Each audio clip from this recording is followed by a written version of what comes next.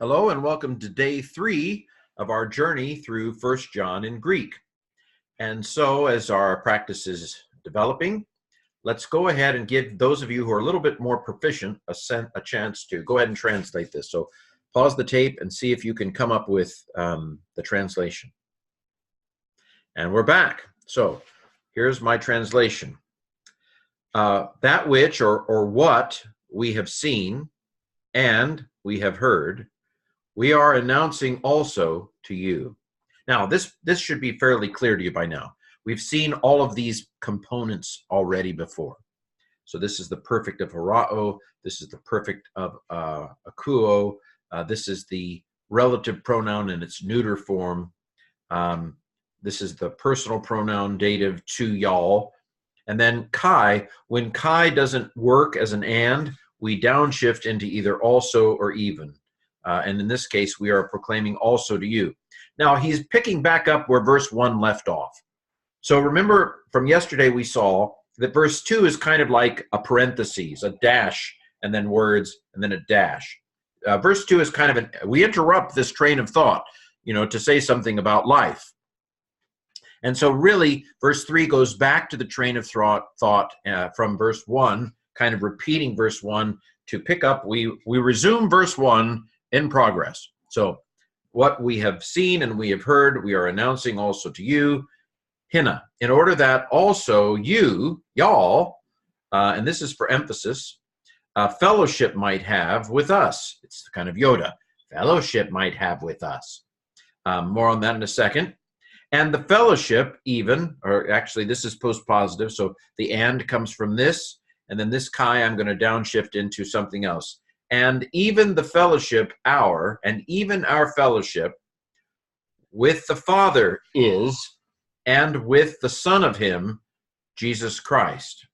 Okay, so for those of you who are very proficient at Greek, you can now go off and have supper. But if you want a more detailed explanation of the translation, here we go. So, again, what we have seen and heard, these are perfect tenses. We saw them, we heard them, and it's still ringing in our ears. It's still ringing in our eyes. That doesn't make any sense, but you get what I'm saying. Then we are announcing also to you. Okay, present tense. It stayed with us, so now we're going to tell you. In order that also you, fellowship, might have with us. Okay, we've already done this. This slide's kind of redundant, but maybe you like it. I don't know. And even the fellowship, our fellowship, is with the Father. We got to stick a word in there that's not there to make good English. The Greek was fine without it. And with the Son of him, Jesus Christ, and with his Son, Jesus Christ. Okay, so what we just said, but this time with it written down. Now we get to the grammar. Okay, so again, let me just say you should know these by now. This is perfect because the kappa alpha, active because men is a first person plural active ending. It's perfect active indicative first person plural from horao.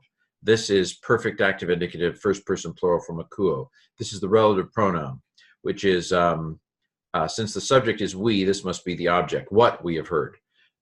We have heard what? Yes, exactly. So this is a neuter accusative singular. This is present active indicative first plural. Okay, right, great.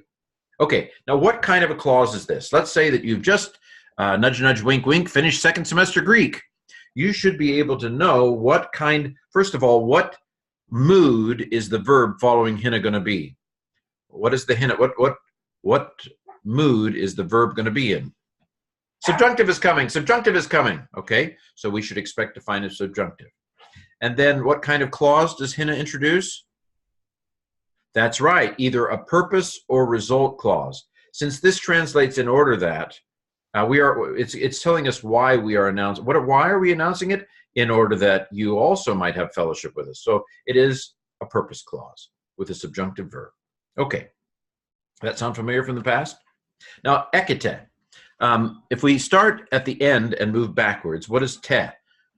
O, a, say, amen, eta. Okay, second person plural. And those are active endings. So from the te, I get second person plural and active. Ah, the vowel has been fried. It's subjunctive. Of course, So I don't know what I was saying before dog apocalypse erupted, but I think I was saying something like we knew that ekete was going to be subjunctive because of the hina. So it's second person plural from the ending, active from the ending, subjunctive because the vowel's fried, present because nothing's been done to the stem, as you can see, because the word is echo. Might have is a good subjunctive. In order that you might have is a fine translation. What might you have? Fellowship. Well, this is accusative. It's the object. Even though it comes before the verb, because it's accusative, I know it's the object. By the way, we don't need the you here. You is implied in ekete. And so if the y'all is here, it's here for emphasis. And we are announcing it to you in order that you also, come on down, y'all, so that y'all yourselves might have fellowship with us. Now this is mata.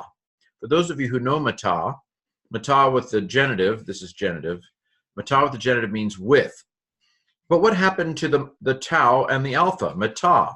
Well, the alpha went away, it elided, because the next vowel began with a vowel. I mean, the next word began with a vowel. And so why have two vowels when you can only have one? So it's easier to say metemon than to say metaemon. You see what I'm saying? So the alpha elided because the next word began with a vowel. Now, the next word also begins with a rough breathing mark, rough like the sea.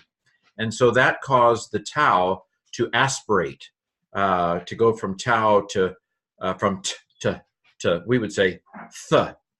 So see, methemon is easier to say than metemon. So metemon is easier to say than metaemon. And methemon is easier to say than metemon.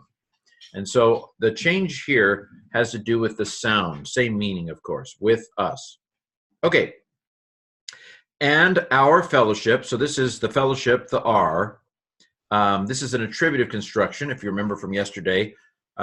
If you have article noun, article adjective, that's one way of saying the good wife, or, you know, the bad place, the good place, you know, whatever, the good man. So it's in order, the fellowship, the our, but we put it in our Greek computer, and it comes out, our fellowship. By the way, this is not the normal way for Greek to say our fellowship. The normal way to say our fellowship would be the fellowship of us. That would be the normal Greek way to do this. So this is odd. And John seems to do this. First John tends to do this. And so I've been trying to figure out why John does this. There are two main possibilities, and I don't feel like I've studied this enough to know which one it is. One is the fact that that Greek is not John's first language.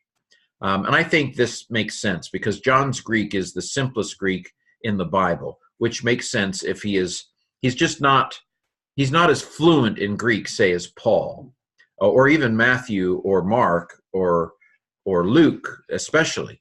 And so because Greek is a second language, he uses expressions that are more, are simpler. That could be one explanation. Although Mark, with the Gospel of Mark, it feels like Mark is giving us translation Hebrew. I don't get that feel as much with John. I'm not, again, I don't feel like I've studied this enough to give you a strong opinion. The other possibility is that what we're getting here is a Greek dialect. Maybe we're getting an Asiatic dialect or something like that, to where in our part of the Mediterranean world, we talk like this. So either it's because John is not a native Greek speaker, or it's because he's giving us a dialect. Those are the two main, the two possibilities that come to mind. And I don't know, I haven't studied it enough to have a strong opinion on it. Something to ponder, or go get a PhD in. I'm sure somebody's already studied this. Okay, because somebody's already studied everything, it seems. And then the last line is fairly easy, prepositional phrase, with the Father and with the Son of him, Jesus Christ. Okay, so we end, as we've been ending these videos, by going through the letters and pronouncing the words. So you try it first, pause the video, and then I'll say it. So Ho, rough breathing mark. He-o-ra-ka-men.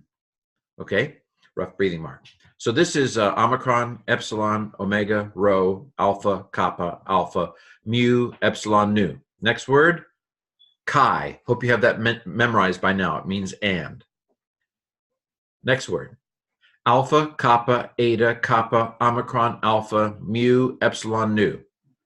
Ake-koamen. Next word, alpha, p, alpha, gamma, gamma, epsilon, lambda, lambda, omicron, mu, epsilon, nu. Apangelomen. And again, this is an NG sound, because two gammas.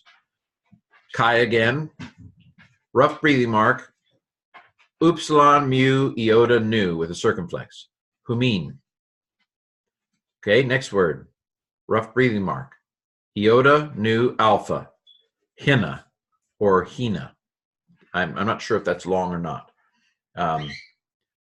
Chi, okay, and rough breathing mark, upsilon, mu, epsilon, iota, sigma.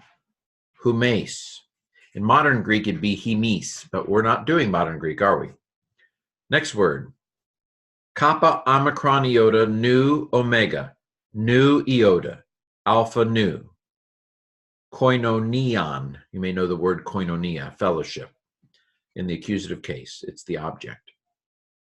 Epsilon, chi, eta, tau, epsilon. Eketa, ekete.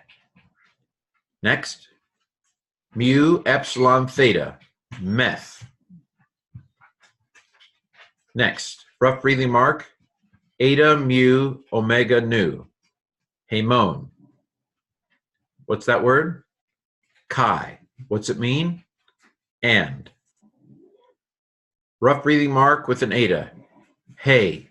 What's that word? The. One of the many forms of the.